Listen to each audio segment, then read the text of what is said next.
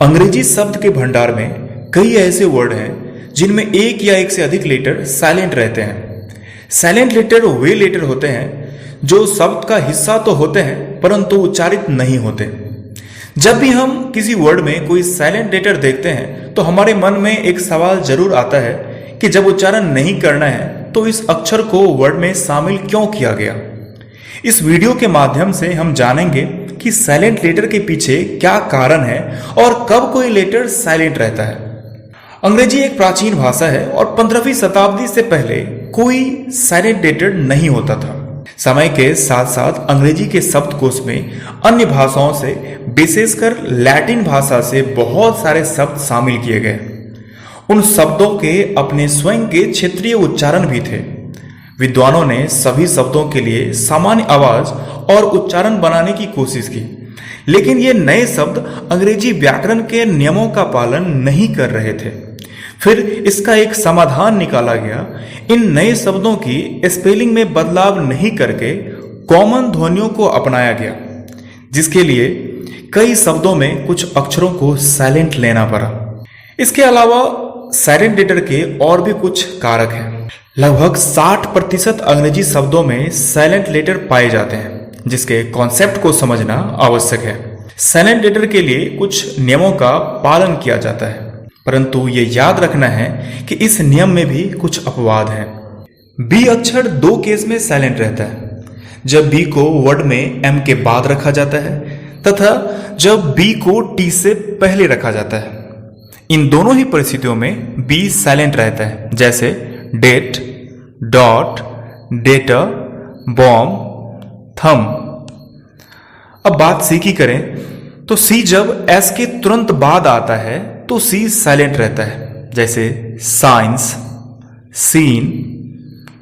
सी को जब के पहले रखा जाता है तो साइलेंट रहता है, जैसे ब्लैक, क्लॉक।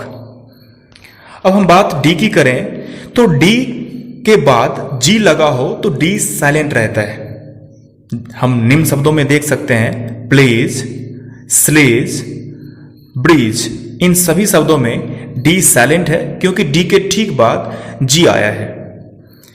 डी बहुत सारे आम शब्दों में भी साइलेंट रहता है, जिसके लिए कोई नियम नहीं है, जैसे वेडनेसडे। यहां पे डी साइलेंट है, हालांकि यहां पे किसी नियम के तहत डी को साइलेंट नहीं किया गया है।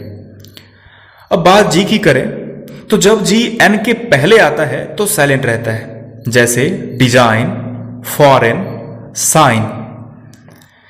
जब जी एच एक साथ वॉवेल के बाद आता है तो जी एच दोनों एक साथ साइलेंट रहते हैं, जैसे थॉट, फाइट, डॉटर। और एक बात और हमें यहां जानना होगा कि जब जी एच वर्ड के अंत में एक साथ आए तो इसका प्रोनाउंसिएशन एफ जैसा यानी कि फॉ जैसा होता है, जैसे कफ, लाफ, इनफ, रफ। अब हम बात एच की करें तो जब एच डब्ल्यू के बाद आता है तो एच साइलेंट रहता है, जैसे व्हाट, वेयर, वेन। कभी कभी एच शुरू में भी साइलेंट रहता है, जैसे आवर, ऑनेस्ट। के यदि वर्ड के आरंभ में एन के पहले आता है तो के साइलेंट रहता है, जैसे नाइफ, नो, नॉक, नॉलेज।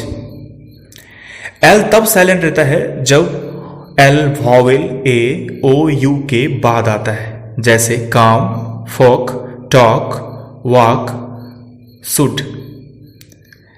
अगर बात एन की करें तो एन तब साइलेंट रहता है जब यह वर्ड के अंत में एम के बाद आता है, जैसे ऑटम और कॉलम। इन दोनों ही शब्दों में एन का प्रयोग वर्ड के अंत में हुआ और ठीक एम के बाद हुआ है।